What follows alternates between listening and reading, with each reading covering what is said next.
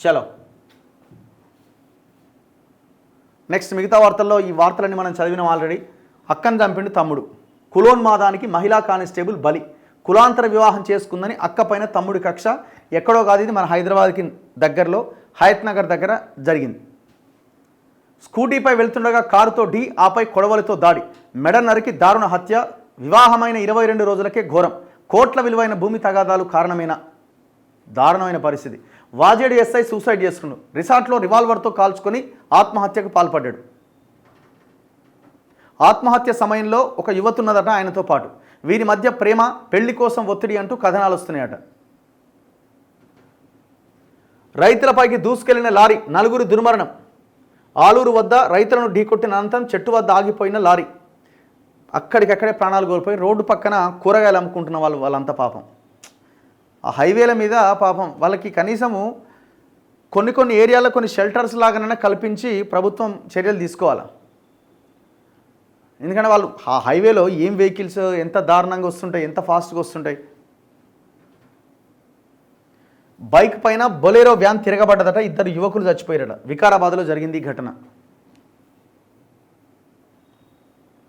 సర్పంచ్ ఎన్నికలకు సంక్రాంతి గంగిరెద్దుల్లా కొన్ని రాజకీయ పార్టీలు ఓట్ల కోసం వస్తున్నాయి. 10 సంవత్సరాల్లో ఏమీ చేయని పార్టీలు 10 నెలల కాంగ్రెస్ ప్రభుత్వాన్ని బదనాం చేస్తున్నాయి. కర్రుగాల్చి వాత పెట్టాలి, విష ప్రచారం తిప్పికొట్టాలి. రుణమాఫీ భరోసాతో కొందరి గుండెల్లో పిడుగులు, ఫామ్ హౌస్లో పడుకున్నోళ్లకు మనశ్శాంతి లేదు. చిన్న ఆరోపణ కూడా లేకుండా టీజీపీఎస్సీ పనితీరు. త్వరలోనే గ్రూప్ 1 నియామక పత్రాలు అందజేస్తాం. ప్రపంచ పారిశ్రామిక ఆకర్షణ శక్తిగా తెలంగాణ. ఆరోగ్య ఉత్సవాలు, కోకాకోలా ఫ్యాక్టరీ ప్రారంభంలో రేవంత్ రెడ్డి వ్యాఖ్యలు. వైద్య ఆరోగ్య శాఖ మంత్రి దామోదర పనితీరుకు కితాబట. అక్కడ పైసలే లేకపోయా, మీరు అప్పుడే పనితీరులకు మీకు మీరే కితాబులు ఇచ్చుకుంటారా? ఏముంది, ఎడ్యుకేషన్ హెల్త్కి మీరు పెట్టిన బడ్జెట్ ఏముంది, అక్కడ చేసింది ఏముంది? ఆయన చేయగలిగే స్తోమత ఉన్న మినిస్టర్, పవర్ఫుల్ మినిస్టర్, ఆయన పవర్ఫుల్ లీడర్, కానీ బడ్జెట్ లేదు కదా అంటున్నాం. ఇప్పుడు మొత్తం వీళ్ళ టార్గెట్ అంతా లోకల్ బాడీ ఎలక్షన్స్. మీరు చూడండి, ప్రభుత్వంలో ఉన్నవాళ్ళు గతంలో కేసీఆర్ అయినా లేకపోతే ఆ కేంద్రంలో ఉన్న మోడీ అయినా ఇప్పుడు రేవంత్ రెడ్డి అయినా ఎలక్షన్లు అనగానే సడ రెడీ అయిపోతుంటారు. ఇక అంతా చక అవుతుంటాయి పనులు. ఇప్పుడు రైతు భరోసా వేయాలి, తక్షణం ఏది చేసినా వేయాలి. ఎలక్షన్లు అయిపోయిన తెల్లారి రిలాక్స్ అవుతారు.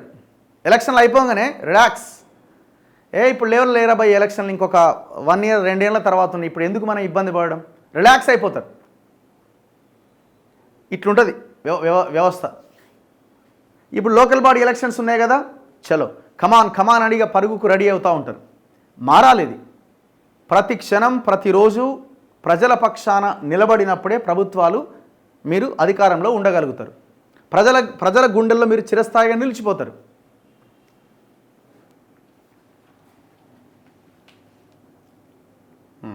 సంక్రాంతి పండుగకు గంగిరెద్దులు వస్తాయి, జోలెలో బిచ్చం పడగానే పోతాయి. అలాగే ఇప్పుడు కొన్ని రాజకీయ పార్టీలు సర్పంచ్ ఎన్నికల కోసం వస్తున్నాయి. కాంగ్రెస్ సర్కారును బదనాం చేసే ఆ పార్టీలకు కర్రుగాల్చి వాత పెట్టాలి అంటూ బీఆర్ఎస్ బీజేపీలను ఉద్దేశించి ముఖ్యమంత్రి రేవంత్ రెడ్డి విమర్శించారు. 10 ఏళ్లు అధికారంలో ఉన్న బీఆర్ఎస్ 11వ ఏడాది అధికారంలో కొనసాగుతున్న బీజేపీ ఏం చేశాయని నిలదీశారు. 10 ఏళ్ల పాటు వాళ్ళు ఏమీ చేయలేనప్పుడు 10 నెలల్లోనే తాము ఎలా అభివృద్ధి చేయగలుగుతామని ప్రశ్నించారు. ఆ 2 పార్టీలు తమ ప్రభుత్వాన్ని విమర్శిస్తున్నాయని, సర్కారుపై జరుగుతున్న విష ప్రచారాన్ని తిప్పికొట్టాలని, ప్రజాప్రభుత్వాన్ని కాపాడుకునే బాధ్యత తెలంగాణ ప్రజలదే అని వ్యాఖ్యానించారు. 10 రోజుల్లో ఇందిరమ్మ ఇండ్లు మంజూరట, మంత్రి పొంగులేటి శ్రీనివాసరెడ్డి. సో ఇందిరమ్మ ఇండ్లకు సంబంధించిన పథకము వీళ్ళు నియోజకవర్గానికి 3,500 హామీ ఇచ్చారు, కానీ బడ్జెట్లో మాత్రం అంత డబ్బు లేదు. మరి ఎట్లా చేస్తారన్నది చూడాలి. మరి 10 రోజుల్లో ఎవరికి ఇస్తారు? ఫస్ట్ అట భూమి ఉన్న వాళ్ళకి ఇస్తారట. ఏడుంది ఇది? ఇగో, వచ్చే 10 రోజుల్లో రాష్ట్రంలో అర్హులైన పేదలకు ఇందిరమ్మ ఇండ్లు మంజూరు చేస్తామని రెవెన్యూ గృహ నిర్మాణ శాఖ మంత్రి పొంగులేటి అన్నారు. భద్రాద్రి కొత్తగూడెం జిల్లా టేకులపల్లి మండలంలో సోమవారం ఆయన Yellandu MLA Koram Kanakaiah, collector Jitesh V పాటిల్తో కలిసి పర్యటించారు. రానున్న 10 రోజుల్లో ఇందిరమ్మ ఇండ్ల కార్యక్రమం చేపడతాం. మొదటి విడతలో స్థలం ఉండి ఇంటి నిర్మాణానికి ఆర్థిక స్తోమత లేని వారికి 5 లక్షలు ఇస్తాం. అర్హులైన ప్రతి ఒక్కరికి ఇందిరమ్మ రాజ్యంలో ఇండ్లు ఇస్తాం.